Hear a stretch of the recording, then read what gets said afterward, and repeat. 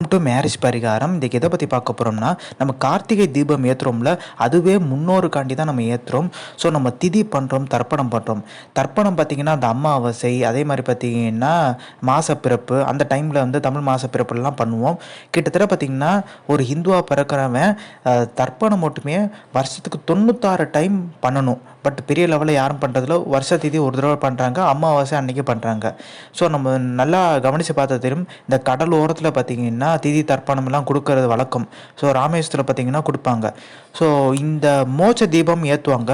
So இதுக்கும் கார்த்திகை தீபமுக்கும் என்ன சம்மந்தம் பார்த்திங்கன்னா, மோட்ச தீபம்ன்றது பார்த்திங்கன்னா இப்போ ஏதாச்சும் சிவ ஆலயம் இருக்கலாம்.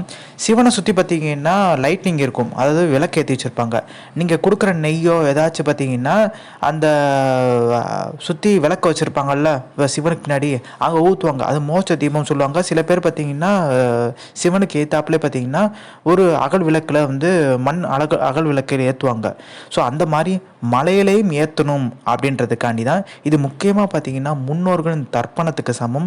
ஸோ இது முன்னோர்களை பார்த்திங்கன்னா நினச்சிட்டு தான் பார்த்திங்கன்னா கார்த்திகை தீபம் ஏற்றுறதா சொல்கிறாங்க. பட் இது பெரிய லெவலில் யாருமே சொல்கிறதில்ல.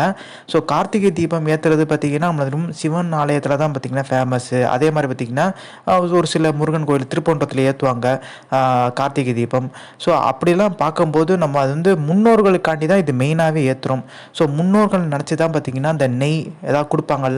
இப்போ கார்த்திகை தீபம் ஏற்றுறாங்கன்னா, மலைக்கு போகிறாங்கன்னா நெய் அவங்களுக்கு பார்த்திங்கன்னா எந்த அளவுக்கு பார்த்திங்கன்னா வசதி இருக்கோ அந்த அளவுக்கு நெய் கொடுப்பாங்க. அது கொடுக்கறதுக்கு மெயின் ரீசனே பார்த்திங்கன்னா இந்த முன்னோர்கள் ஆசீர்வாதம் இருக்கணும்னு சொல்கிறதுக்காண்டி தான் நம்ம வீட்லேயும் பார்த்திங்கன்னா ஏற்றுவாங்க. ஒரு சில பேர் பார்த்திங்கன்னா டெய்லி ஏற்றுவாங்க. அதாவது சாமி படத்துக்கு முன்னாடி ஏற்ற மாட்டாங்க. ஸோ தனியாக ஏற்றி வைப்பாங்க. இது முக்கிய காரணமே பார்த்திங்கன்னா முன்னோர்களை வந்து பார்த்திங்கன்னா நினச்சிட்டு தான் ஏற்றுறாங்க. ஸோ இதுவுமே ஒரு தர்ப்பணத்துக்கு தான் சமம்ன்றாங்க. ஸோ இந்த இன்ஃபர்மேஷன் பிடிச்சா like, share, subscribe. Thanks for வாட்சிங் திஸ் வீடியோ.